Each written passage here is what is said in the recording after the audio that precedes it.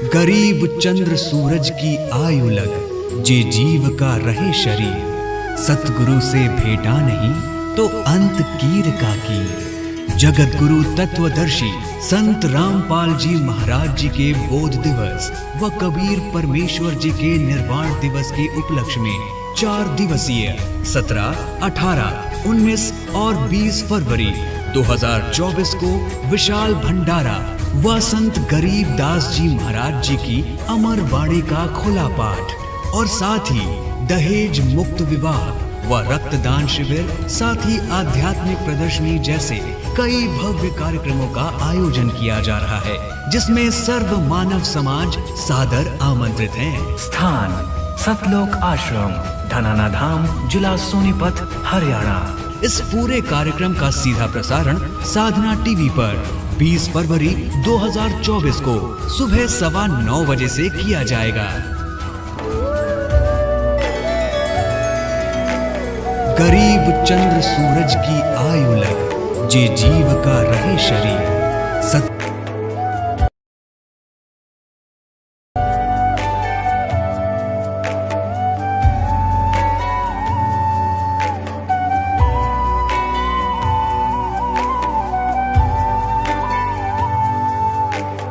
गीता 18 के श्लोक नंबर 62 में भगवान स्वयं कह रहे हैं कि अर्जुन उस परमेश्वर की शरण में जा जिसकी कृपा से परम शांति व शाश्वत स्थान अर्थात सतलोक को प्राप्त होगा।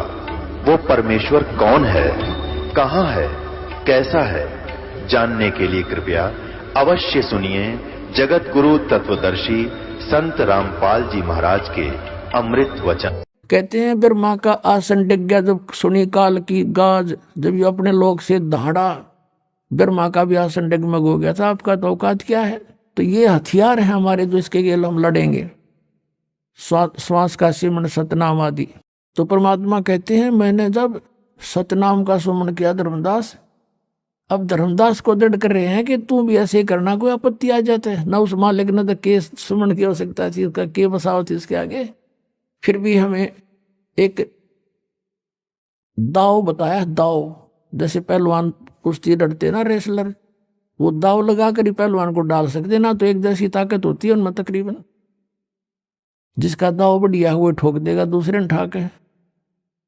तो उसी समय मैंने श्वास का सिमरण किया सतनाम का 2 अक्षर का, और काल ऐसे पड़ गया नीचे, इतना डर गया, उससे भय हो गया, भागन लगा वो और पाताल में जाके गिरा।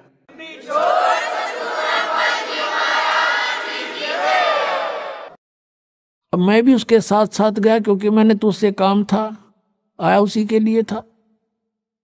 वो वहां भी घबरा गया और भाग के छुपने लगा। जब उसने पकड़ा मैंने, भाग मत, तुझे कुछ नहीं कहूंगा पर बात सुन मेरी, चल वापस चल वहीं पर।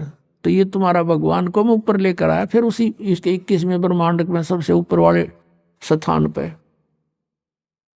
और फिर इसने कहा जोगजीत मेरे से गलती होगी, माफ कर दे, तू बड़ा भाई मैं तेरा छोटा भाई। बड़े तो बख्शमा ही करते हैं, छोटे हमेशा गलती किया करते हैं। और मैं तो आपको पिताजी के बराबर मानता हूँ, बड़ा भाई पिता के तुल्य होता है। और आपके पास तो वही पावर है जो मालिक वाली है, परमात्मा ने आपको शक्ति देकर भेज रखा है, आप उसके प्रतिनिधि हो। अब जब अपनी ताकत से यहाँ काम नहीं चलता तो जीव चापलूसी प्रयोग करता है। यहाँ सबका स्वभाव उस निरंजन जैसा ही है। इकलौती लड़की कहीं बाहर दिखाई देती है तो मन में 100 दोष पैदा होते हैं। तो यही दोष इसके अंदर वहाँ विद्यमान हुआ था, वही हम सब के अंदर प्रवेश है, क्योंकि ये मन इसमें बैठा है, उसमें है ये दोष सारे। और ऐसे ही चोरी करने में, और ऐसे ही किसी से ताकत से बात नहीं बनती, फिर चापलूसी करने की स्वभाव हम सबका एक जैसा ही है। तो उसने फिर चापलूसी शुरू की और कहा ए भाई आप मेरे से गलती होगी, माफ कर दो, मुझे कुछ त्रुटि, मेरे लोक में कुछ अभाव है, उसकी पूर्ति कर दो, पिताजी से प्रार्थना करके मेरी पूर्ति करवा दो। अब परमात्मा तो जानी जान थे, उनको तो सब पता था ये बालक के मांगेगा आगे, उसको उनको ये पता था सारा क्या मांगेगा ये। कई भक्त ये प्रश्न करते रहते हैं क्योंकि ज्ञान पूरा सुनते नहीं, और पहले बिदक जाते हैं। पूरा ज्ञान सुने तो इसमें मीन में एक नहीं है परमात्मा की ज्ञान में, पर ध्यान से सुने। परमात्मा को मालूम था यू के मांगेगा। परमात्मा बोले कबीर जी के बोल भाई क्या मांगता है, मांगो। नो बोला जी वचनबद्ध हो जाओ। अच्छा जी वचनबद्ध हो गया मैं। बोल। उसने कहा कि 3 युगों में तुम जीव ले जाओगे वापस। 3 युगों में जीव थोड़े ले जाना। सतयुग त्रेता द्वापर जीव थोड़े जाही, और चौथा युग जब कलयुग आवे तब तो शरण जीव बहु जावे। चाहे कितने ले जीव चौथे युग में परमात्मा। और ऐसा वचन हर मोय दीजे तब तुम गवन संसार ही कीजिए, कि ये मुझे वचन दे दे प्रभु फिर आप नीचे जाइयो। इसने और भी 2-3 प्रश्न किए थे और फिर ये कहा था कि एक और प्रार्थना मेरी, कलयुग में जब आप जीव ले जाओ, आपके ज्ञान को, आपके मंत्रों को जो स्वीकार करे आप उन्हीं को पार करना प्रभु, और जो मेरे ज्ञान को स्वीकार करे वो मेरे, आपके ज्ञान को स्वीकार करे वो आपका। तो परमात्मा ने कहा तथास्तु। और भी इसने 1-2 वचन मांगे थे, वो आने वाले समय में फिर बतावांगे। यहाँ प्रसंग बदल जाएगा, नहीं फिर वो लंबा हो जाएगा। और यदि वैसे कह दूंगा तो आपके पल्ला पड़े नहीं बात।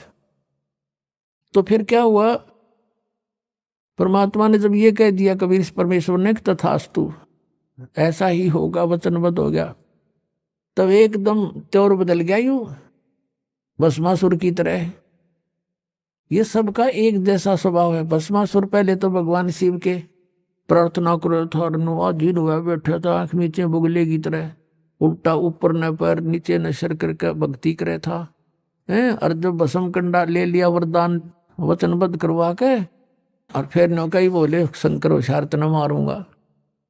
वो इसने किया परमात्मा के साथ। अब शंकर जी तो भाग लिए और विष्णु रूप मां के परमात्मा ने पार्वती रूप बना के उसका पीछा छुटवाया, भस्मासुर मारा। और वहां उसने जब सारे अपने कर्म कर लिए, परमात्मा वहीं खड़े रहे, कर तू क्या करेगा। और वो भगवान बाजरे जी अविनाशी मान्या करते हैं, वो भाग गए और वो वहीं डटे रहे। इस काल के सामने भस्मासुर का ब्यौत के है, वो इनके बाप के सामने नहीं भागे।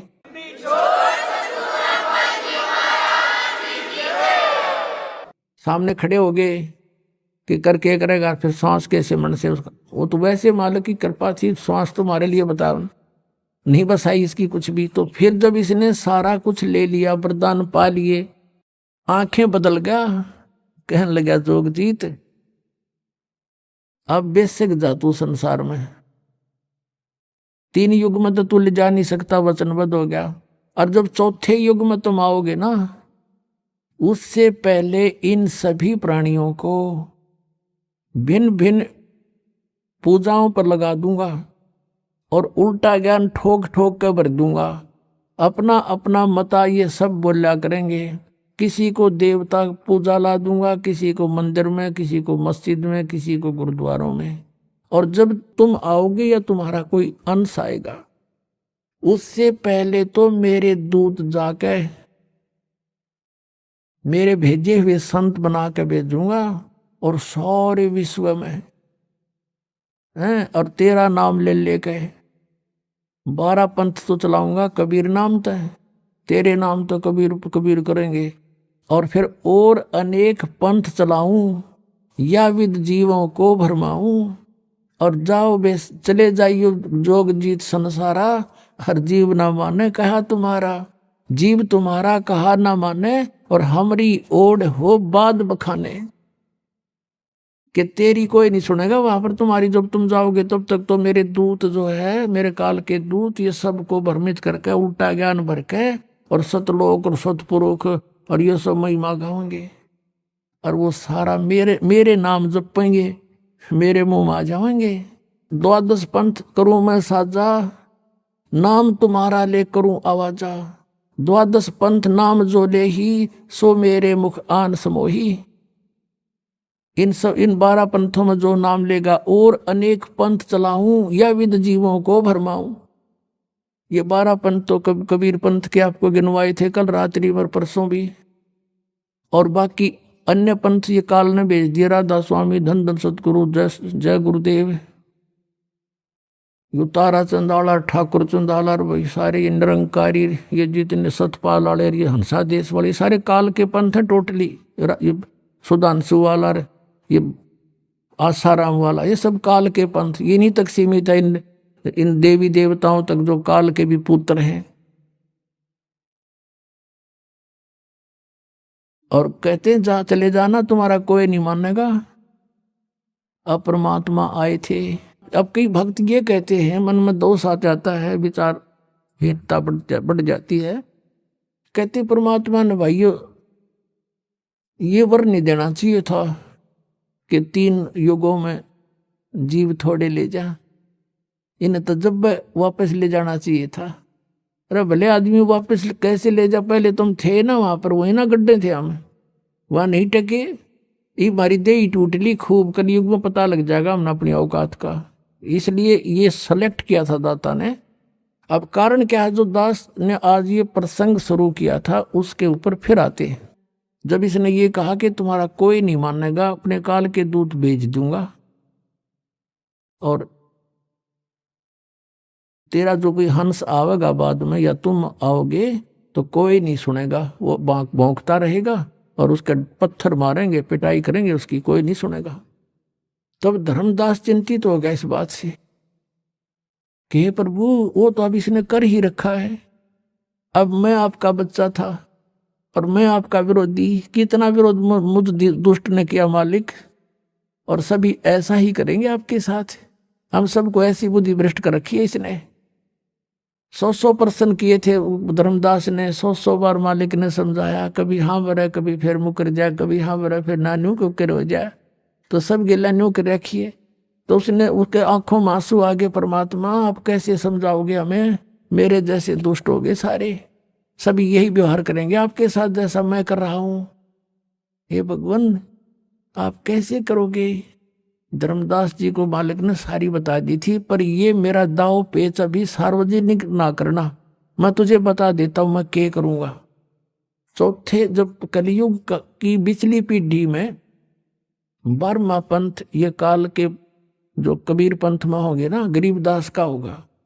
और तब तक मैं जो अब ये वाणी लिखवा रहा हूं ज्ञान, इसमें भी ये अपनी सोच अनुसार परिवर्तन करेंगे, कुछ इसका प्रारूप बिगाड़ेंगे। काल बिगड़वा होगा क्योंकि इसने सुख संवेद का नाश कर दिया था। और फिर गरीबदास नाम से 12वां पंथा होगा ये मेरे नाम से, उसमें मेरी महिमा की वाणी को मैं यथार्थ रूप में प्रकट करवाऊंगा। और वो वाणी इतनी प्रसिद्ध नहीं होएगी, लोग उसको छेड़छाड़ नहीं करेंगे। और गरीबदास ने आदेश दे दिया था उस लिखने वाले को कि जो मैं बोलूं उतना ही लिखेगा, और इसमें कोई छेड़छाड़ करेगा उसकी दुर्गति हो जाएगी। तो गरीबदास पंथ में ये धारणा गजब की बना रखी थी। समझ माई मारा क्यों कर रखा था यूं काम। उन्होंने ये सबकी ये धारणा थी कि मालिक की वाणी में जैसा भी बोल रखा है ऐसा ही लिखना। देश में एक भी अक्षर में फेरबदल कर दी तो उसकी कईयों के साथ ऐसी घटना घट गई थी, वो छेड़ा नहीं करते। इसमें परमात्मा ने गाली तक दे रखी है इन नकली पंथों को और इस काल को, जो मैं बोल नहीं सकता। और वो भी लिखनी पड़ी ने, उसमें फेरबदल नहीं कर सके क्योंकि वीरान माटी कर हो जाती है, भगवान का आदेश था। तो इस कारण से गरीबदास की वाणी को किसी ने छेड़ा नहीं है। एज इट इज मात्रा है वो मात्रा नहीं लिखी उन्होंने, उन परिवर्तन नहीं किया।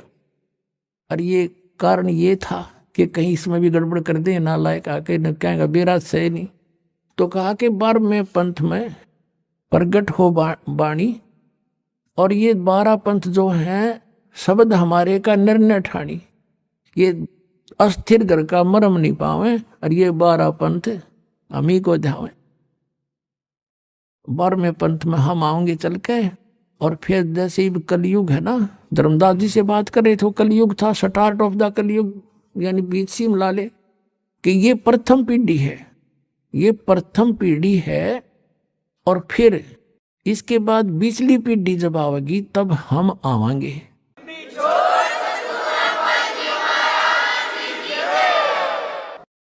उस गरीबदास पंथ में आएंगे हम, आगे चल के ये दास गरीबदास पंथ से संबंधित है, लेकिन उन गरीबदास पंथ वालों के दास के विचार कभी नहीं मिले, क्योंकि वो जो वाणी में लिखी थी बातें उनके विपरीत क्रियाएं कर रहे थे। एक मेरे गुरुदेव के अतिरिक्त उस पंथ में कोई भी संत ऐसा नहीं था जो ये मंत्र सतनाम देता हो। कोई कुछ ओम नमः भागवते वासुदेव, कोई कुछ ऐसे ऐसे मंत्र मनमुखी, कोई सतगुरुदेव नमः, इस तरह के मंत्र दिया करते थे। और वाणी में स्पष्ट लिख रखे ये 2 अक्षर का मंत्र ये जाप करना, ये मंत्र है 2 अक्षर का ओम और एक ये तत्व, और फिर भी उल्टे जाप कराते थे। तो मेरे उनका कभी विचार नहीं मिला। इस कारण से हम छुड़ानी जाना भी बंद करना पड़ा और वो विरोधी भी बन गए थे, जिसके कारण उन्होंने बहुत परेशानियां भी पैदा की। पर मालिक के सामने किसकी पार बसावे। तो परमात्मा ने कहा कि 12वें पंथ हम ही चलावें और सब पंथ मिटा के एक पंथ चलावें। तो तब कहा था धर्मदास, मैं बता देता हूं तुझे क्या करूंगा मैं, पर अभी तू इसको सार्वजनिक ना करना, गुप्त रखना। हम क्या करेंगे, जब हम आएंगे वहां गरीबदास वाले पंथ में, ये अपना दास भेजेंगे, ये दास भेज दिया परमात्मा ने, तो उस समय तक ये काल के दूत अपने अपने पंथ चला करके परिपक्व कर चुके होंगे और सभी श्रद्धालुओं को ये पता होगा कि हमारे गुरुजी कौन सा मंत्र बताते हैं और कैसी डेफिनेशन सतलोक सतनाम सचखंड की बताते हैं। उनकी पुस्तकें भी बन चुकी होंगी, उससे मैं शिक्षित करूंगा सबको। अब जैसे धर्मदास जी ने परमात्मा को देखा सतलोक में, फिर देखा ब्रह्मा विष्णु महेश, उनसे वार्ता कराई परमात्मा ने, उन्होंने स्वयं सर्व स्वीकार किया कि हमारी तो जन्म मृत्यु होती है, हम अविनाशी नहीं है, हम पूर्ण नहीं है, पूर्ण तो कोई और ही है। और वो जानते नहीं, सामने भगवान खड़े, अगियो कबीर इज गॉड, वह भी नहीं समझे इस बात ने। तब धर्मदास आया नीचे, फिर कहा कि हमें तो परमात्मा सब ने यही बता रखा कि वेदों में, गीता में, पुराणों में कि ब्रह्मा विष्णु महेश सुप्रीम पावर है, अजर अमर है, इनकी जन्म मृत्यु नहीं होती। तो इसका मतलब है परमात्मा, ये वेद और ये कतेब, ये पुराण, ये तो झूठे हुए मालिक, ये तो झूठे हैं, फिर इनमें झूठा लिखा है। तब परमात्मा ने कहा कबीर साहब ने कि वेद कतेब झूठे नहीं भाई, झूठे हैं जो इनको समझे नहीं। ये वेद और ये पुस्तक पुराण गीता ये झूठी नहीं, झूठे ये है जो इनको समझ नहीं सके, एंड बैंड बोल रहे, इसके अंदर का एक अक्षर भी ना बता रहे तुम्हारे को। और धर्मदास मैं बताता हूं, धर्मदास परमात्मा ने कहा था, धर्मदास ये जग बोराना कोई ना जाने पद निर्वाणा, यही कारण मैं कथा पसारा और सबसे कहिए एक राम ने आरा। यही कथा तुम जीव जग जीव सुनाओ और सब जीवों का भरम नसाओ, भरम गए जग वेद पुराना, आदि राम का भेद नहीं जाना। और ब्रह्मा विष्णु महेश की उत्पत्ति बताई परमात्मा ने कि अब मैं तुमसे कहूं चिताई, त्रिदेवन की उत्पत्ति भाई, माँ अष्टंगी पिता निरंजन, ये दमदार वंश नंदन। पहले की निरंजन राई, पीछे से माया उपजाई, माया देख रूप अति शोभा, देव निरंजन तन मन लोभा। काम देव धर्मराय सताए, देवी को तुरंत दरखाए, पेट से देवी करी पुकारा, हे साहेब मेरा करो उभारा। फिर टेर सुनी तब ता हम आए, अष्टंगी का बंध छुड़वाए। फिर कहा कि धर्मराय की ने भोग विलासा, माया को रही तबासा, 3 पुत्र अष्टंगी जाए, ब्रह्मा विष्णु शिव नाम धराए। ये 600 साल पहले परमात्मा लिखवा गए थे। और कहता अब तू चुप रहना, बताना ना किसी को कि इन पुस्तकों में लिख रखे हैं, और जब मेरा दास आएगा ना, इन सब की पोल खोल जाएंगे। ये जिसे विद्वान है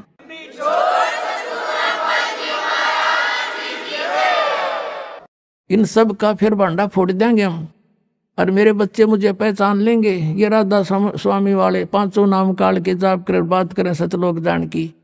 काल ने कहा था कि 12 पंथ नाम जो ले हमरे मुख में आन समोई। ये सभी पंथों के बारे में संकेत समझ लेना। और उस समय तक ये सब पुस्तकें बना चुके होंगे, सब प्रजा को शिक्षित करूंगा। अभी तक इनकी दाव लगा है, ये एक ब्राह्मण वर्ग या काजी मुल्ला वर्ग ही शिक्षित है, बाकी सब अनजान बना रखे। ये झूठी सारी झूठ बोल रहे, वेदों पुराणों के विरुद्ध व्याख्या बता रहे हैं, इन्हीं का नाम ले लेकर। ये काल के पक्के दूत हैं। और फिर हम सच्चाई बताओगे सब वेदों और किताबों की कि इनमें क्या लिखा ये तुम्हें बता क्या रहे हैं। तो बेटा फिर ये मेरे बच्चे मुझे पहचान लेंगे। और यदि तूने ये मूल ज्ञान जो मैं तुझे बता रहा हूं अगर अभी तूने बता दिया तो काल के दूत यही गुणगान लग जाएंगे और यही नाम देने लग जाएंगे, सतनाम 2 अक्षर का। ये सतनाम करे नाम दे 5 काल के। और जबकि गुरु ग्रंथ साहिब की ये जो वाणी लेते हैं, संत मत प्रकाश भागचार में सावण सिंह जी ने लिखा है कि सोए गुरु ग्रंथ साहिब में लिखा है, उन्होंने बताया कि गुरु ग्रंथ साहिब में ऐसा लिखा है, उन वाणी भी लिखी है कि 2 अक्षर का भेद बतावे सोए गुरु पूरा कहावे। जे तू गुरु नानक देव जी ने कहा है, जे तू पढ़ा पंडित 2 अक्षर बिन 2 नावा, पर परमत नानक एक लंघाए जे कर सत सुमावा। कि हे पंडित, वो ब्रजलाल पांडे जो नानक साहब को पढ़ा करते थे पहले, फिर नानक साहब ने उन्हीं के साथ जाकर वार्ता की कि क्यों बकारा दुनिया ने पांडा तू, तने कख का पता नहीं, बता दे कौन ब्रह्मा का पिता है, कौन विष्णु की माँ, शंकर का दादा कौन है, हमको दे बता। इस बात से उसने बस चंगर गया। उसके पिताजी को भी ब्रह्मा दिया, ब्रह्मा विष्णु महेश के माता पिता बताता है, तेरा पुत्र बिगड़ गया। तो उसका पिता भी विरोधी हो गया कि तू के पैदा हो गया हमारे। फिर कहा कि जे तू पढ़ा पंडित बिन 2 अक्षर बिन 2 नावा, जे तने यो सारे ग्रंथ भी पढ़ लिया, इसमें ये 2 मंत्र तुझे नहीं प्राप्त हैं तो यूजलेस है, तेरी पढ़ना पढ़ाना। और पर परणवत नानक एक लंघाए जेकर सत समावा, 2 अक्षर का तो सतनाम हो गया और एक यू सार नाम आदि नाम है जो आपको दिया जाएगा। और परणवत का अर्थ है जो मर्यादा में रहेगा उसको, और सच्चे जलते इसको ग्रहण करेगा तो यू लंघाएगा यानी पार करेगा, यू मंत्र सतलोक भेजेगा। और ये 2 अक्षर का सतनाम है, ये आपका यहाँ तक उलझेड़ा सुलझावेगा। जैसे गीता जी अध्याय नंबर 18 के श्लोक नंबर 66 में गीता ज्ञानदाता कहता है कि सर्वधर्मान परित्यज माम एकम शरणम व्रज। जैसे 18वें अध्याय के 62वें श्लोक में भी इसने यही कहा है कि अर्जुन तू सर्वभाव से उस परमेश्वर की शरण में जा, उसकी कृपा से ही तू परम शांति को और सनातन परम धाम को प्राप्त होगा। अब फिर इसी को रिपीट किया है कि यदि तूने उस परमेश्वर की शरण में जाना है जहां जाने के बाद तू सदा सुखी हो जाएगा और मेरी भक्ति करेगा तो यहाँ जन युद्ध भी करना पड़ेगा 8वें अध्याय के 5 और 7 श्लोक में, और शांति नहीं हो सकती यहाँ पर। हाँ, मुझे प्राप्त अवश्य हो जाएगा क्योंकि काल का भगत काल को प्राप्त, काल के लोक में रहना उसने। तो 18वें अध्याय के 66वें श्लोक में क्या कि कहा सर्वधर्मान परित्यज माम एकम शरणम व्रज, मेरे सतर की सब पूजाएं मुझे छोड़ दे। इसके सतर की कौन सी पूजाएं हैं? जैसे 500 यज्ञ, यहाँ आपसे 500 यज्ञ करवाई जाती है। और ये ओम नाम का मंत्र जो सतनाम के अंदर 2 अक्षर के मंत्र में, ये सतनाम में एक ओम मंत्र भी है। अपने आत्माओं, ये मंत्र आपको प्रथम मंत्रों में भी दे रखा है। तो यहाँ कई भक्त भ्रमित हो जाते हैं और सतनाम का दूसरा अक्षर भी आपको इसमें दे रखा है, तो ये भ्रमित हो जाते हैं कि ये मंत्र यही हैं, इनको यहाँ से फिर यहाँ भी यही दे रखे हैं। तो ये आप अपने सतर की सोच छोड़ दे। डॉक्टर ने पता होता है कि ये 4-5 गोलियां इकट्ठी दूंगा तो ये असर करेंगी, इनमें से 2 एक अलग अलग से इस तरीके से पेश दी जाएंगी तो ये कुछ और एक्शन करेंगी। जड़ी वही है रोग काटने की। और दूसरे शब्दों में ये समझो कि जैसे एक लड़की के पति का नाम भी धनपत है और उसके पिता का नाम भी धनपत है, धनपत। तो बता उसके जो जब वो सुरती अपने पति का नाम लेती है धनपत, तो पति पर सुरती होती है, उसको पता है यू धनपत यू है। और जब वो अपने पिता का नाम बताती है तब धनपत उस पिता पर सुरत जाती है कि वो धनपत वो है। तो ऐसे ही समझ लेना, इसमें घना व्याख्या की आवश्यकता नहीं, बुद्धिमान हुआ, भ्रमित ना होना। तो जो ओम नाम का जो जाप है और ये यहाँ की जो पूजाएं हैं, ये धार्मिक अनुष्ठान, ये कंपलसरी है, ये बहुत आवश्यक है इस कलयुग में। क्योंकि हम कति कंडे बोलिए जो दास बताना चाहा था उस पर फिर आएंगे, पहले थोड़ा सा यहाँ डिटेल देते हैं। अब उसमें क्या होता है कि सर्वधर्मान परित्यज माम एकम शरणम व्रज, मेरे सतर की सब पूजाएं छोड़ दे, मुझ में छोड़ दे, मुझे दे दे, फिर मैं तुझे कोई पाप कोई कष्ट नहीं दूंगा। जैसे हम क्या करते रहे, पहले भी ओम नाम का जाप जपते थे और पूजाएं कोई नहीं करता था मानव समाज। ये तो कलयुग माँ का हमारे को डिवाइड कर दिया काल ने अपनी सुनियोजित तरीके से।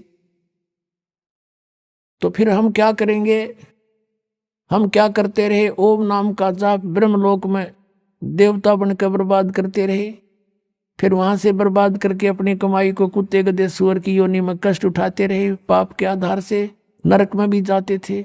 तो अब हम क्या करेंगे कि जो हम पूजाएं करते हैं और जो धार्मिक क्रियाएं करते हैं, हम ओम नाम का जाप करते हैं, इसको एज इट इज दे देंगे सारा, कह ले तेरा अपना तू क्लियर कर दे हमारा सारा अकाउंट, तू सारा चार्ज ले ले अपना आज तक का। फिर ये हमें उसके प्रतिफल में कोई कष्ट नहीं दे सकता, इसका हमने ऋण दे दिया। जैसे पहले क्या होता था कि कोई गरीब व्यक्ति किसी सेठ साहूकार या बड़े किसान से लोन ले लेता था कर्जा, और वो उसका कर्ज नहीं देता था तो उसको मजदूर लगा देता था कि मेरे यहाँ मजदूरी कर, अपने पूरे कर लिए। अब जैसे वो किसी और बड़े सेठ से उसका मेल हो जाता था, प्रार्थना करता था, तो वो सेठ उसको पैसे दे देता था, उसका जो कर्जा जिसके वो नौकर है वो उसका सारा कर्जा तार के दे के उसका अकाउंट वहां से मुक्त हो जाता था। और उस बड़े सेठ के जाता था, वो पंखे के नीचे बैठा होता, कलम से काम कर रहा है और वहां कस्सी बजा हुआ था। कितना अंतर हो गया। तो इस प्रकार इसका कर्जा दे देंगे हम, फिर ये हमें यहाँ कुत्ते गधे सुअर बना के ये तंग नहीं करेगा। तो इसने कहा कि सर्व धर्मान परित्यज माम एकम शरणम व्रज अहम तवा सर्व पापे भो मोक्षामि मा शुच। इस काल ने कहा कि तू मेरे सतर की ओम नाम के जाप को उसकी शरण में जाने के बाद जो तू क्रियाएं करेगा फिर उसको मुझे दे देना। और फिर एकम शरणम व्रज, एकम जिसके बराबर दूसरा परमात्मा नहीं है, अद्वितीय एकम सर्वशक्तिमान परमेश्वर की शरण में व्रज माने जा। और इन अनुवादकर्ताओं ने सब ने आज तक 5500 वर्ष हो गए इस धार्मिक पुस्तक गीता जी को लिपिबद्ध हुए, और इनका ये अनुवाद सुनाते सुनाते इन्होंने ढेर सारी पुस्तकें बना डाली, और सब ने व्रज माने आना कर रखा है, जबकि व्रज माने जाना होता है, क्योंकि इनके ज्ञान नहीं था। तो इन्होंने अर्थों के अनर्थ कर डाले अपनी अज्ञानता के कारण इन काल के दूतों ने। अब जैसे इंग्लिश वर्ड है गो मीन जाना, और उसका किसी सेंटेंस में गो शब्द हो और उसका अर्थ किसी ने कहा आना लिख दिया हो, तो वो उस उल्लेख से परिचित नहीं है अनुवाद करता, वो मूर्ख है। गो माने आना हो ही नहीं सकता, जाना होता है। इसी प्रकार वर्ज माने जाना होता है, आना नहीं हो सकता। तो इनकी बुद्धि, ये अज्ञान था, इनको तत्व ज्ञान था नहीं, जिस कारण से इन्होंने सुप्रीम पावर मान कर श्री कृष्ण जी को उसी से को घुमा फिरा कर सब शब्दों को उसी पर आधारित कर दिया। अपने आत्माओं हाथी के वस्त्र ने हाथी के वस्त्र को और किसी बैल पर डाल के देखे, कोई हाथी का जो कवर हो उसके ऊपर डालने का और उस बैल पर डाल के देखे कैसे सेट होगा, वो सारा इकट्ठा करके बेशक रख दो कड़े पे, ना तो होके भी ना फिट हो उसके। तो ये इन्होंने ऐसा कर रखा सदग्रंथों को श्री कृष्ण जी पर फिट करने की चेष्टा करके सारे अनर्थ कर दिए, उल्टा कर दिया सारा। अनुत्तम माने छठी कक्षा के बालक ने पूछ ले बुद्धिमान ने। अब जैसे गुड माने अच्छा होता है और बैड माने अनुत्तम बुरा, तो उत्तम माने अच्छा, अनुत्तम माने बुरा। इन्होंने 7वें अध्याय के 18वें श्लोक में लिखा है कि भगवान ने कहा वो ज्ञानी आत्मा मेरी अति उत्तम गति में सचित है। अनुत्तम का अर्थ कर दिया अति उत्तम। और 7वें अध्याय के 24 और 25 श्लोक में गीता का ज्ञानदाता कहता है कि ये मूर्ख समुदाय प्राणी मुझ अव्यक्तम व्यक्तिम आपनम मनन्ते, ये मूर्ख समुदाय मुझ अव्यक्त को मैं छुपा रहता हूँ अपनी योग माया से और मुझे कृष्ण मान रहे हैं। आई एम नॉट कृष्ण, मैं तो किसी के समक्ष आता ही नहीं। ये मेरा अटल एवं अनुतम दृढ़ मंत्र है मेरा, ये नियम है, कति घटिया और अटल है यू, कभी नहीं ऐसा करूंगा मैं, ये मेरा नियम। अरे वो अभी इन्होंने अनुत्तम का अर्थ अति उत्तम कर दिया। जो भगवान, जो पिता, जो व्यक्ति समाज के सामने नहीं आ रहा तो उत्तम कैसे हो गया? वो तो कोई दोषी है, कोई अपराधी है, मुंह दिखाता कोई नहीं, किसी ने छुपा फिरा है कितना। नो क्या करे, समझदार व्यक्ति को गलती बन जा तो भाई मैं तो मुंह दिखाने योग्य नहीं रहा, मैं कैसे शकल दिखाऊं? तो ये छुप रहा है, इसने इसे जुल्म कर रहा है, हमारे को मारे काटे, तपत को कोई कुछ हाहाकार मच रहा है यहाँ पर, वो कैसे आवे सामने, इसका सिर फोड़ दे रहा है। एक बार जा तो बताओ मैं हूँ भगवान, तो ऐसा भगवान होया करे, ऐसा जुल्म कर रहा है तू? तो पुण्यात्माओं इसलिए छुपा बैठा है और ये कहता है ये मेरा अटल नियम है, मैंने प्रतिज्ञा कर रखी है, मैं किसी के सामने नहीं आऊंगा। अर्जुन 11वें अध्याय के 47 और 48 श्लोक में लिखा है कि ये है मेरा अटल रूप, मेरा विराट रूप, जो तूने देखा, तेरे से पहले किसी ने नहीं देखा, ये तो मैंने कृपा करके तुझे दिखाया है। और ये मेरी प्राप्ति, ये मेरे सुख, इसके दर्शन मेरे रूप के न वेदों वर्णित विधि से, न तप से, न जप से, न किसी प्रकार से नहीं हो सकते। तो इन्होंने ऐसी साधनाएं की, परमात्मा मिले नहीं, आखिर में निराकार की थ्योरी बनाकर समाज में पेश कर दी, जबकि वो साकार है, सब भगवान साकार है, शरीर है, मनुष्य दृश्य है। अब कहने का भाव ये कहता कि सर्व धर्मान परित्यज माम, मेरे सतर की सब पूजाएं मुझे छोड़ दे, उसकी शरण मचा। व्रत माने जाना होता है, आना नहीं होता। तो फिर मैं तुझे सब पापों से मुक्त कर दूंगा, तुझे मैं अपना बंधुआ मजदूर नहीं रखूंगा, मेरा अकाउंट कर दे पूरा। तो इसका हिसाब मन परमात्मा करवा देगा और फिर हम आगे चलेंगे। फिर क्या होगा कि जैसे सतनाम 2 अक्षर के मंत्र है, अब 2 अक्षर का दूसरा जो मंत्र है, इस सतनाम का प्रथम मंत्र, हम इसको त्रिकुटी पर अकाउंट होगा इसका हमारा। और जो पहले मंत्र आपको 7 मंत्र दे रखे हैं, ये इसलिए दिए जाते हैं क्योंकि आप बहुत युगों से यहाँ अपना कति कंडेम हो लिए, इस युग में आए हो, इन संतों के पास जीवन व्यर्थ कर लिया, आपके पाप इतने जबरदस्त हो गए। कई भक्त तो नाम लेते हैं क्योंकि एकदम विश्वास नहीं होता, ज्ञान वो सुन नहीं पाते। अगर पक्का विश्वास करके कि कबीर इज गॉड और आप आ जाओ, नाम ले लो, सब त्याग दो, मर्यादा सब पुरानी पूजाएं, गारंटी देता ये दास है कति कैंसर का बाप हो, तुरंत ठीक हो जाएगा।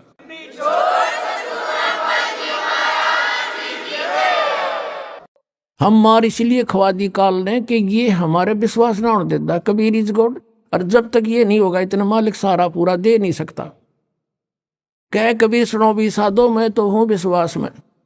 जब तुमने ये विश्वास हो गया कबीर इज गॉड, फिर देखना, या मैं 1000 प्रमाण दिखा सकता हूं आपको पुण्यात्मा हो जो परमात्मा की शरण में लगे हैं सच्चे, उससे उनके ऊपर कर्म की फिर मार आई है और ऐसे जीवित कर दिए। डॉक्टरों ने जवाब दे दिया था कि अब इसका कहीं इलाज नहीं, बेसिक ले जाओ, नाम ले रखा था उन्होंने, और वो अपने आप फिर स्वस्थ हो गए। भगवान किसे कहते हैं? इसको कबीर गॉड कहते हैं।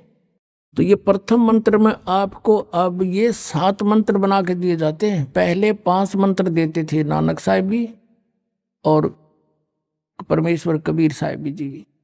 फिर ये है 5 नाम हैं जो हमारे कमलों में ये प्रधान बैठे हैं। मूल कमल में गणेश जी, स्वाद चक्र में सावित्री ब्रह्मा जी, नाभि कमल में विष्णु और लक्ष्मी जी, हृदय कमल में शिव पार्वती जी और कंठ कमल में ये दुर्गा जी। तो ये 7 नाम इसलिए देते हम कि मान लीजिए उपदेश ले लिया और ये प्रथम मंत्र एक बार मेरे मुख से भी सुन लिया मालिक की स्तुति जैसे हम देते हैं, और फिर उसकी उस सुनने के बाद साथ साथ बोल लिया और फिर भी मृत्यु हो जाती है, तब मनुष्य जीवन गारंटीड है उस व्यक्ति को, ये गारंटी देता था।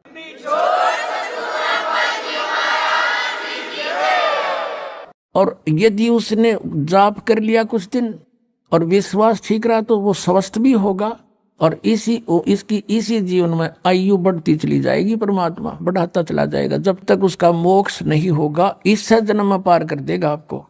तो इसलिए ये 7 मंत्र दिए जाते हैं। ये पहले वाला लास्ट वाला मंत्र आपको जन्म दिलाएगा तुरंत, मनुष्य जीवन का गारंटीड है, मृत्यु भी हो जाएगी पुण्यात्मा। इसलिए मान लीजिए किसी का कोई बीमार है या 80% व्यक्ति दुखी आए हुए, और जो विश्वास कर लेता उनको गारंटीड बात पूछ लो, यहाँ लाखों बैठे होंगे, आ जाते हैं, सुनते रहना और सब स्वस्थ हो जाते हैं। ये वो परमात्मा है। तो इसलिए प्रथम मंत्र जो आपको दिए जाते हैं, इनमें ये 2 मंत्र अब कंपलसरी थे, पहले नहीं थे ये। तो इसलिए परमात्मा ने कंप्लीट कोर्स बना करके गरीबदास जी के माध्यम से हमारे तक पहुंचाया है। और जैसे आप जी किसी का जैसे विदेश गए हो, स्वदेश आना है, वहाँ आपने कोई कारोबार शुरू कर रखा है, कोई फैक्ट्री वगैरह लगा रखी है, और आपका ठीक से काम चला नहीं, आपका बिजली का कनेक्शन कट गया, टेलीफोन कनेक्शन कट गया, पानी का कनेक्शन कट गया, गैस कनेक्शन कट गया, पैसे बने नहीं, तो आप कंडम हो गए। और वहाँ कोई ऐसा प्रभावशाली व्यक्ति आपको मिल जावे, सरकार को गारंटर बने कि भाई तुम इनका चालू करो कनेक्शन, मैं गारंटर बनता हूँ, और फिर उसको कहेगा भी जो पैसे तो देगा यही तेरे कर्जा उतारेगा, नहीं तो फिर काट दियो ना, वो देते क्या बात है। तो ऐसे ये दास आपका गारंटर बनता है और आपके सब कनेक्शन चालू करवाता है, लेकिन इनकी मजदूरी करके ये देने पड़ेंगे, तुमने कर्जा आप तारना पड़ेगा। और परमात्मा जो है कुछ अपने कोटे से भी आपको पैसे देता, क्योंकि आप चला ही नहीं सकते अपनी फैक्ट्री को बगैर थोड़ा बहुत और सारा ना मिल रहा कहीं से, तो वो बगैर आपके वैसे सब्सिडी समझ लो ऐसे देता है। तो परमात्मा पहले आपको सब्सिडी देता है जिससे आप अपना काम चलाओ, और फिर डट कर भक्ति करो, मर्यादा में रहो, आप धनी हो जाओगे, बहुत शीघ्र धनी हो जाओगे। बहुत कीमत है इन मंत्रों की। तो इन भगवानों के जो 5 प्रधानों से आपने मुक्त होना है, त्रिकुटी पर जब जा सको हो उस समय पहुंच पाओगे जब इनसे आप अपना नो डू सर्टिफिकेट ले लोगे। अब ये मंत्र जो 2 मंत्र फर्स्ट और लास्ट है इन 7 मंत्रों में, इसके साथ मिलने से ये मंत्र जो प्रथम जाप आप करते हो, इनका ऋण मुक्त हो जाने के बाद भी कुछ आपकी कमाई यदि बच गई तो इन 2 मंत्रों के प्रभाव से ये कन्वर्ट हो जाएगी आपकी सतलोक चालन नालियां में, इनमें से बच भी गई तय।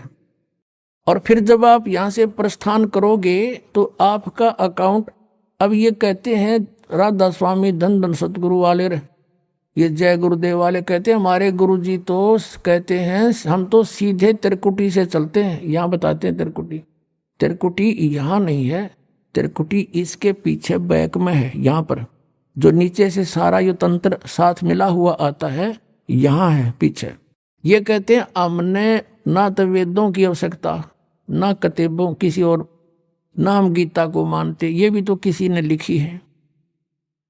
और हम तो सीधे त्रिकुटी से प्रारंभ करते हैं अपना रास्ता, त्रिकुटी से, उसका किसी ने नहीं पता।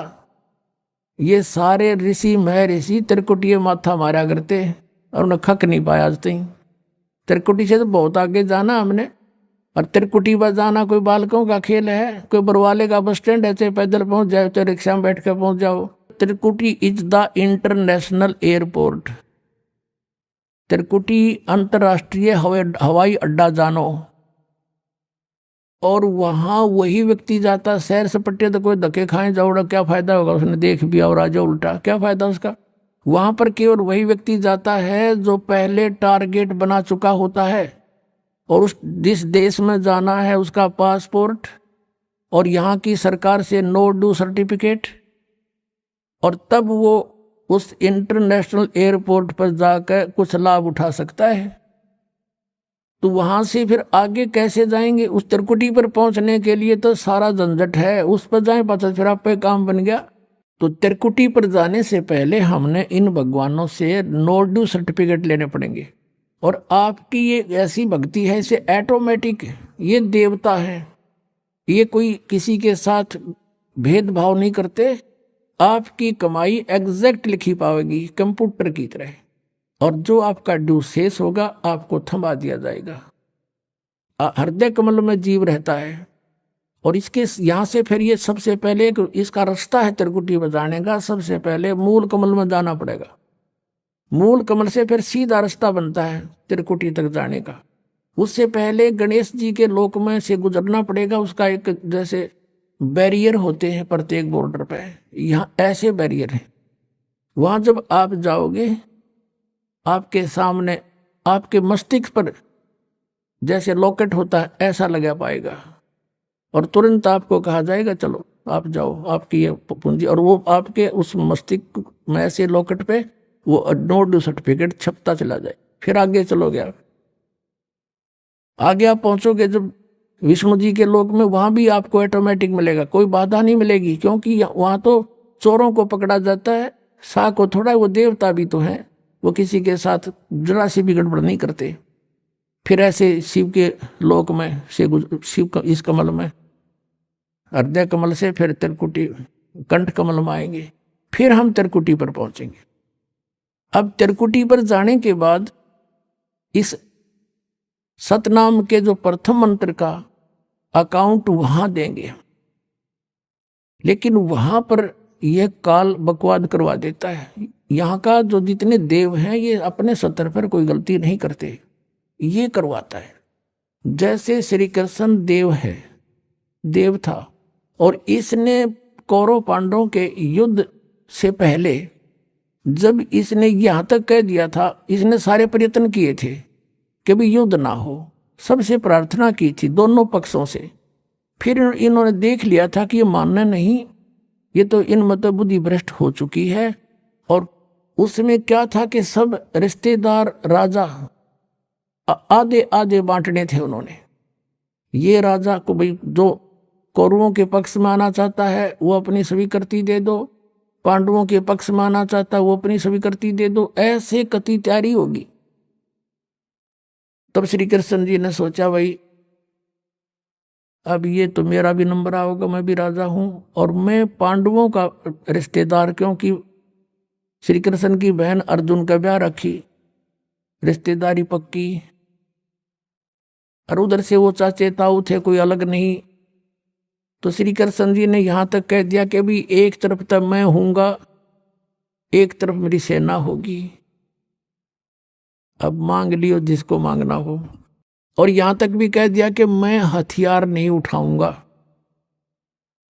अब पांडव तो मुंह धो रहे थे श्री कृष्ण पे कि सर्वशक्तिमान है, ये जो हमारी तरफ पक्ष में हो गया तो अकेला ही बहुत है। तो फिर पांडव घबरा गए थे। पांडवों ने यहां तक कह दिया था प्रभु हमें 5 गांव दिवा दो, हम युद्ध नहीं करेंगे। वो नहीं मानना था, फिर भी छोड़ो इस बात को, हम आगे लेंगे। तो फिर जब महाभारत का युद्ध हुआ, अब श्री कृष्ण ने हथियार उठाया, सुदर्शन एक पहिया उठा लिया रथ का, उसको अपनी शक्ति से सुदर्शन चक्र बना दिया, और उसने बहुत लाखों लोगों को काट डाला। अब ये अपने सतर पर गलती नहीं करते ये देवता, जब तक ये न्यूट्रल रहते हैं।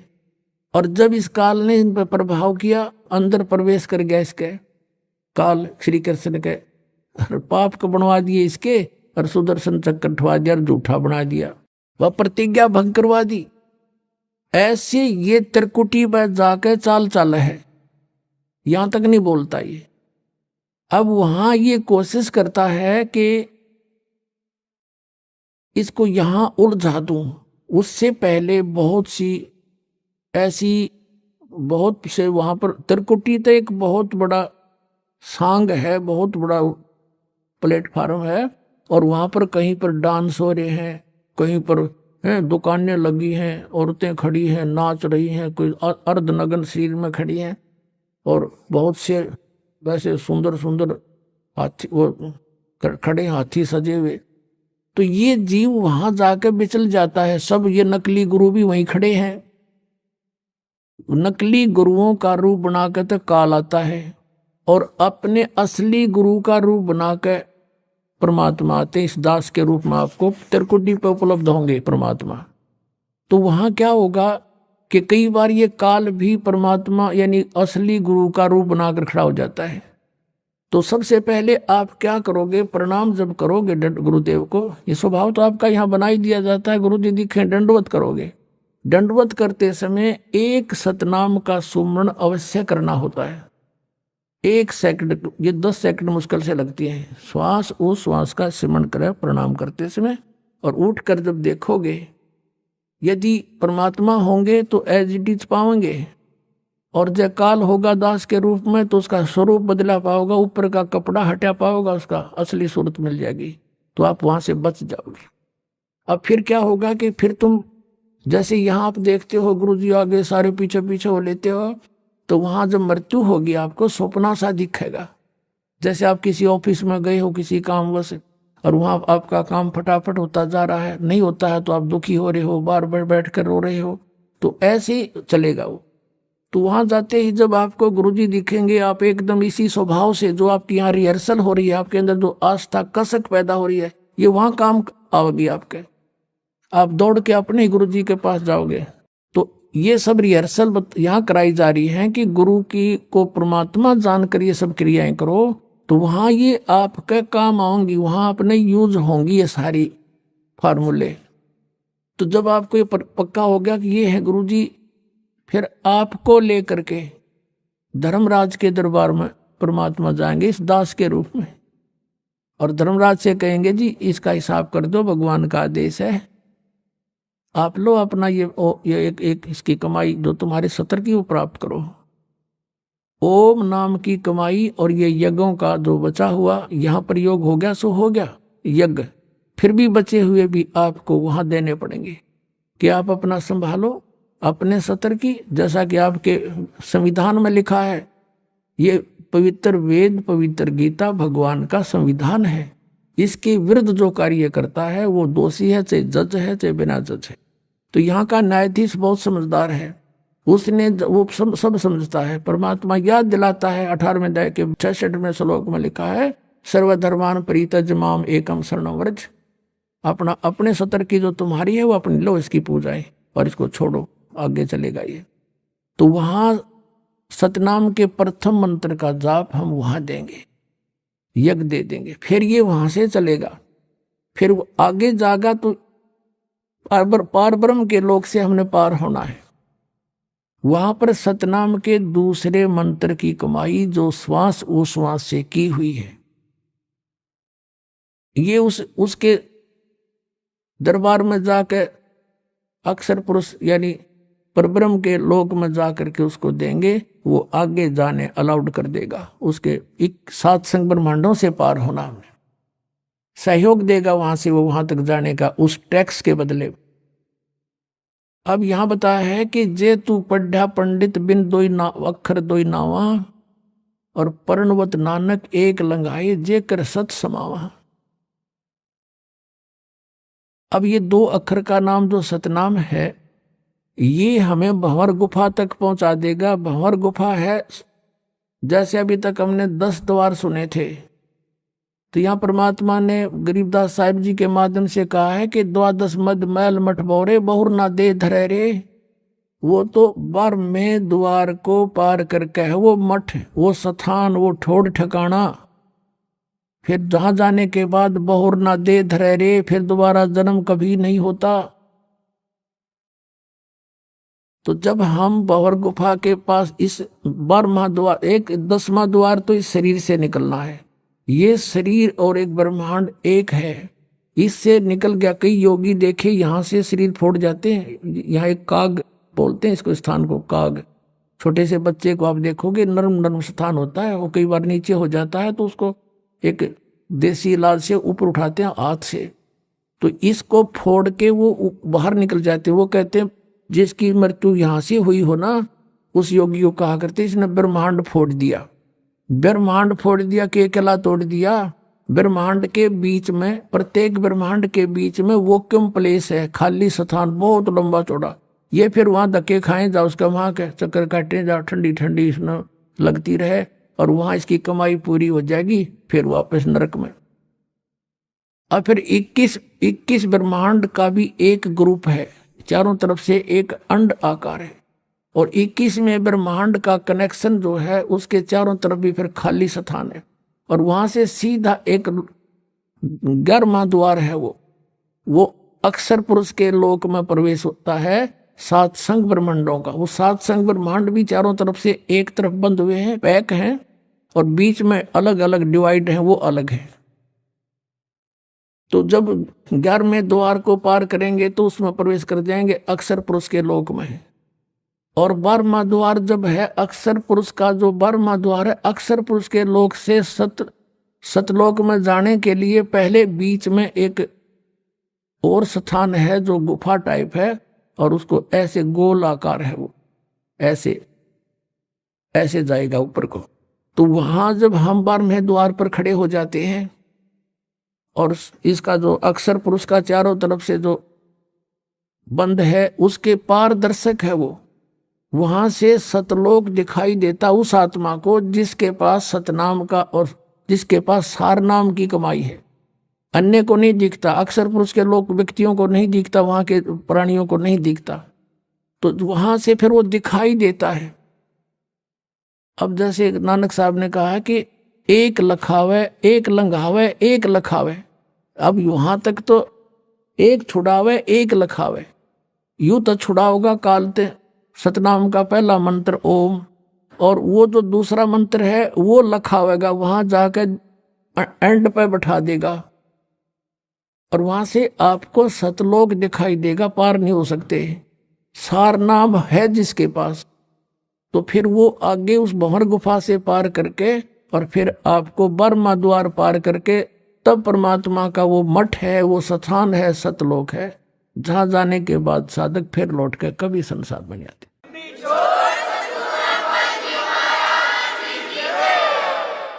तो इस प्रकार ये अर्थ तो ये था 18वें अध्याय के 66वें श्लोक का।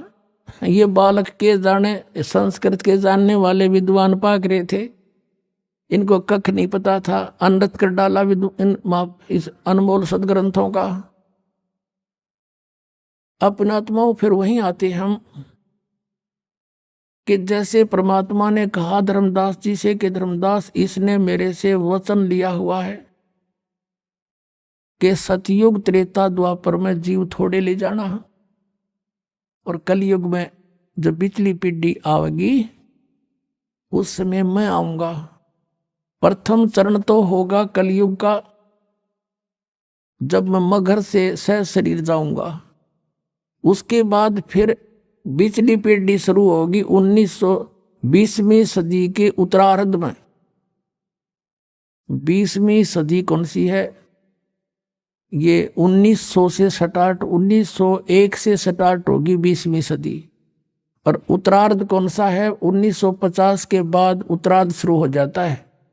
1951 में दास का जन्म हुआ और उसके बाद ये बिजली पीढ़ी शुरू होगी। अब ये यहां से शुरू है बिजली पीढ़ी। 1947 में भारत आजाद हुआ, उससे पहले भारत में शिक्षा नाम नहीं था।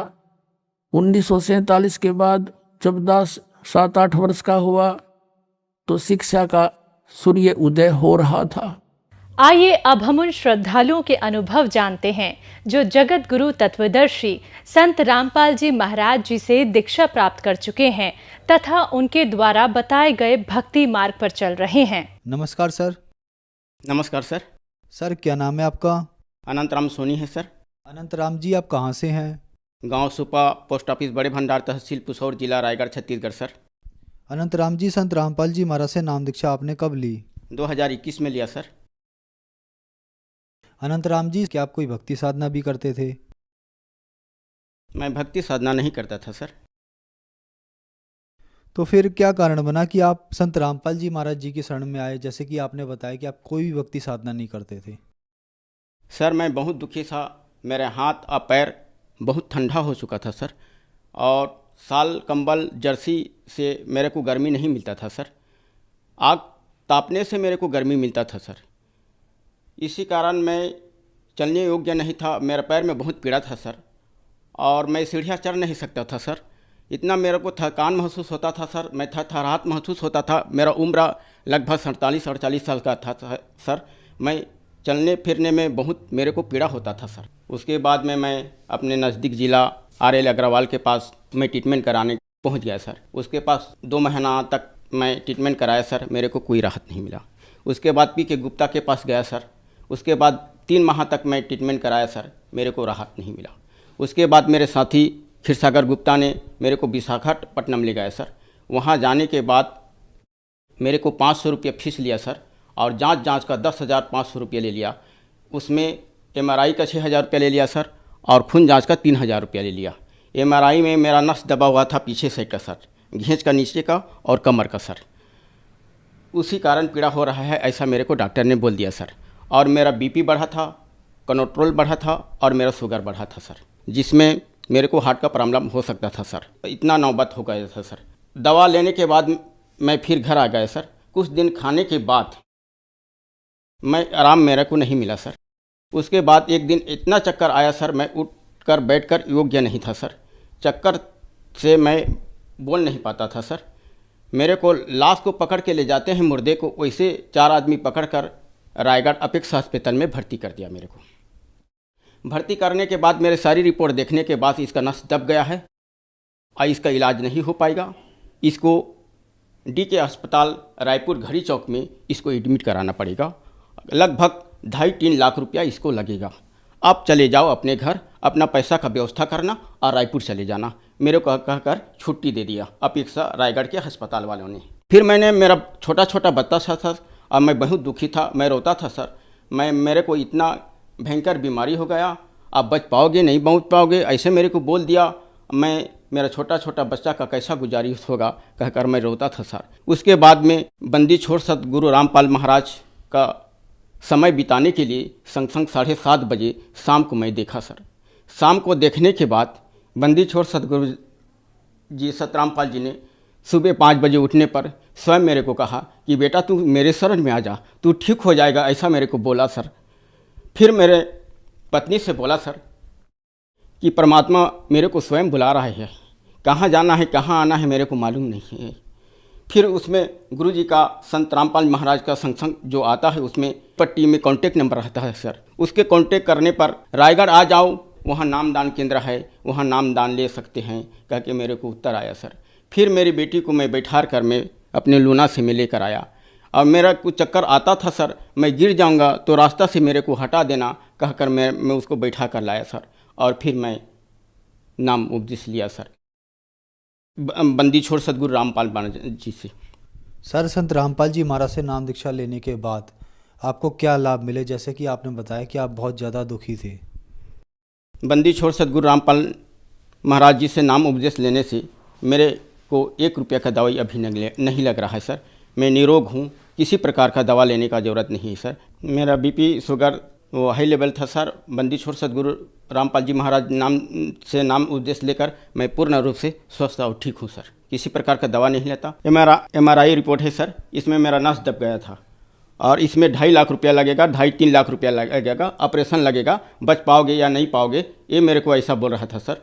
और बंदी छोड़ सतगुरु रामपाल महाराज से उपदेश लेने के बाद मेरे को कोई दवा नहीं लेते हैं, न कोई दवा नहीं खाते हैं, न ऑपरेशन नहीं लगा सर। आज पूर्ण रूप से स्वस्थ और ठीक है सर। और इसमें का ये जितना छोटा छोटा नस है ये सब दब गया है सर। इसके दबने के कारण पैर में पीड़ा हो रहा था सर। और ये 6,000 का MRI रिपोर्ट है सर। ये विशाखापट्टनम के। चलने फिरने में बहुत पीड़ा आती थी सर, सीढ़ियाँ चढ़ नहीं सकते थे सर। इसी कारण नस दबने के कारण खून सप्लाई नहीं हो रहा था, इसी कारण में शरीर में पीड़ा आ रहा था सर।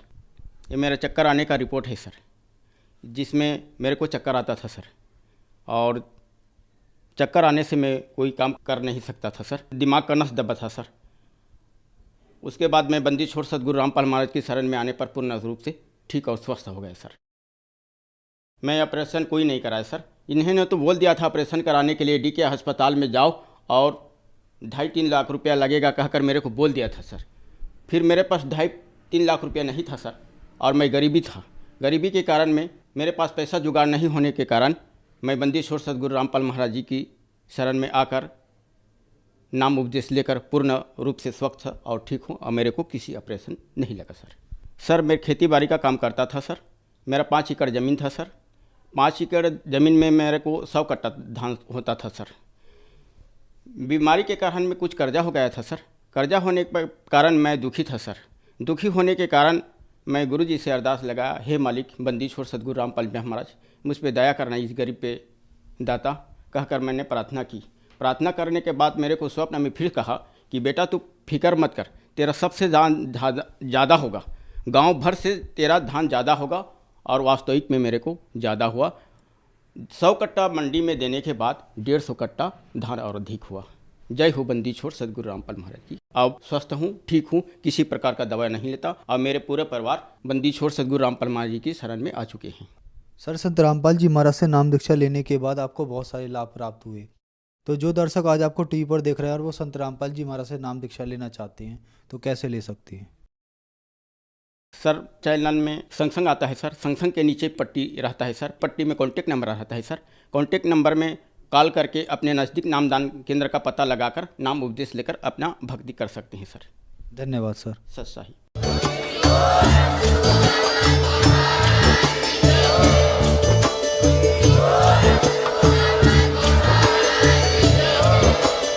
आप सुन रहे थे जगत गुरु तत्वदर्शी संत रामपाल जी महाराज जी के मंगल प्रवचन। अधिक जानकारी के लिए विजिट कीजिए हमारी वेबसाइट www.jagatgururampalji.org। संत रामपाल जी महाराज जी के शुभ आशीर्वाद से पूरे विश्व भर में 500 से भी ज्यादा नाम दीक्षा केंद्र हैं, जिन पर संत रामपाल जी महाराज जी द्वारा ऑनलाइन निशुल्क नाम दीक्षा दी जा रही है। अपने नजदीकी नाम दीक्षा केंद्र का पता करने के लिए संपर्क करें 8222880541।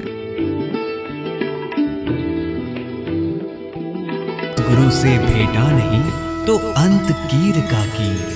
जगत गुरु तत्वदर्शी संत रामपाल जी महाराज जी के बोध दिवस व कबीर परमेश्वर जी के निर्वाण दिवस के उपलक्ष्य में 4 दिवसीय 17, 18, 19 और 20 फरवरी 2024 को विशाल भंडारा व संत गरीब दास जी महाराज जी की अमर वाणी का खुला पाठ और साथ ही दहेज मुक्त विवाह व रक्तदान शिविर, साथ ही आध्यात्मिक प्रदर्शनी जैसे कई भव्य कार्यक्रमों का आयोजन किया जा रहा है, जिसमें सर्व मानव समाज सादर आमंत्रित है। स्थान सतलोक आश्रम, धनाना धाम, जिला सोनीपत, हरियाणा। इस पूरे कार्यक्रम का सीधा प्रसारण साधना टीवी पर 20 फरवरी 2024 को सुबह 9:15 बजे